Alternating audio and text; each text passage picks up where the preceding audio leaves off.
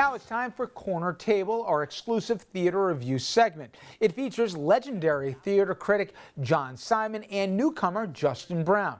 Simon, he wrote for New York Magazine for more than 35 years. He's also been featured in several other publications, including the New York Times, the Washington Post, among many others. Justin, he's an actor and director. He also reviews plays. Well, tonight they take a look at a new musical called Head Over Heels. Hello, Corner Table friends. Hey, John. Hi there. How you doing? I'm okay, thank you. So today we're talking about Head Over Heels. It's basically the Go-Go's musical. It's playing at the Hudson Theater. It is an adaptation of Arcadia by Sir Philip Sidney. Which is a great work. And it is, and I use adaptation very loosely. Loosely. What did you think? Well, I think it's so loose that it's almost unrecognizable. I agree. But the thing about it is that most musicals now are revampings of an old movie or an old show or an old something. And in this case, Arcadia is too good to make such so light of, and I do mean light in the bad sense.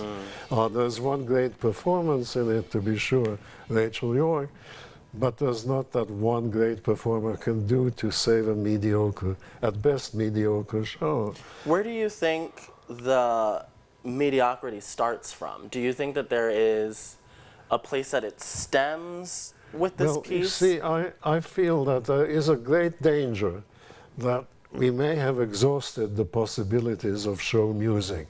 We've had these great geniuses. We've had Cole Porter, we've had Rogers, we'd have Chicago, we had all kinds of things.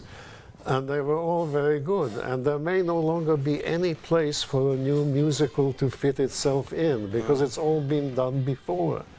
And as a result, you end up with music that isn't really music.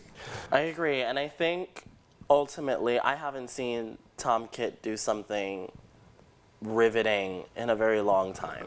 He was the music supervisor for this. Not even in the beginning, as far as I'm concerned. And I think ultimately, it's a fun show. And I, as a queer person of color, found it to be very on brand. It feels very contemporary. And it's fun. It's a fun night. It's a good time. But I didn't necessarily walk away from it being impressed by anyone's ability to do one thing or another. There are highlights. It's watchable. Yeah, I wouldn't say it's not watchable. There isn't a single song in it that you would want to take home with you and sing in your bathtub. There's absolutely no single effective song, no matter how well they act, no matter how well they sing. But do you think that that's a problem because of the jukebox musical nature of using someone else's music? Well, not necessarily. I think the difficulty is that so much music has already been done that it takes exceptional talent, even genius, to find something new to say musically. And the only show that can do that is The Band's Visit. None of these others can. I think for me, I found some of this misguided. There were some really great progressive things happening, but I do think that some of the jokes were taking jabs in places that felt a little contradictory to me, particularly body positivity and the sense of tying beauty or self-worth to smaller bodies. I think it was only funny that this older sister, Pamela, who is played by Bonnie Milligan, who I think is a phenomenal singer.